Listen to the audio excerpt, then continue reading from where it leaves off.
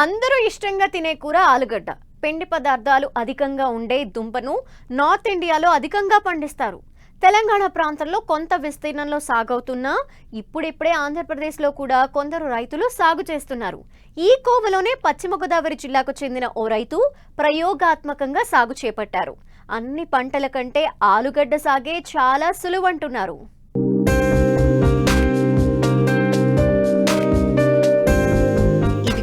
ఇక్కడ తవ్వుతున్న ఈ పంటను చూడండి. ఇదే ఆలుగడ్డ పంట. పశ్చిమ గోదావరి జిల్లా తాడేపల్లిగూడెం మండలం చిన్న తాడేపల్లి గ్రామానికి చెందిన రైతు వెంకటనారాయణ 40 సెంట్లలో ప్రయోగాత్మకంగా సాగు చేశారు. వాస్తవానికి తెలంగాణలోని మెదక్, రంగారెడ్డి, సంగారెడ్డి జిల్లాలో మాత్రమే కొద్ది విస్తీర్ణంలో బంగాళాదుంపను సాగు చేస్తారు. అది కూడా శీతాకాలంలో మాత్రమే. అయితే ఈ రైతు కూడా తన పొలంలో సాగు చేయాలన్న ప్రయోగం విజయవంతం కావడంతో భవిష్యత్తులో మరింత విస్తీర్ణం పెంచేందుకు సిద్ధమవుతున్నారు.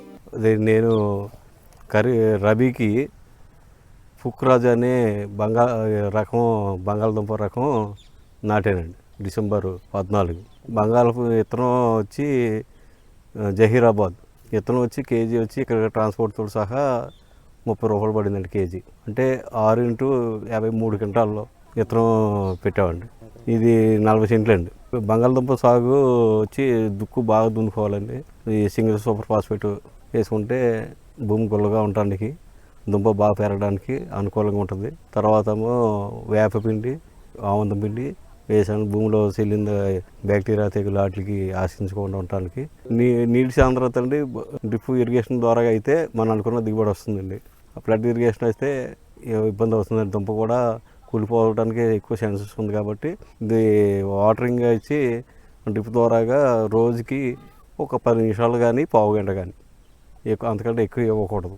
తెగులు నివారణకి ఈ సూడోమోనాస్, ట్రైకోడర్మా విరిడి ఎక్కువ వాడాను. తర్వాత దాంతో పాటు ఇంకా ఎక్కువ వస్తే ఇది బావిస్టన్ కానీ M45 అలాగా వచ్చిన తెగులు బట్టి. తర్వాత నెక్స్ట్ వచ్చి అమిస్టర్ టాప్ మార్కెట్లో ఉంది. ప్రతి 10 వారానికి ఒకసారి సూడోమోనాస్ ఇస్తున్నాడు. ఇది మొక్క వచ్చి విత్తన శుద్ధి చేయాలండి. ఈ సూడోమోనాస్, ట్రైకోడర్మాతో పాటు కొంతమంది టాటా కంపెనీ వాడు కానీ లేకపోతే రెడామిల్ గోల్డ్ పర్ 1 గ్రాము లీటర్కి 1 గ్రాము కడికి అలా విత్తన శుద్ధి చేసుకోవచ్చు.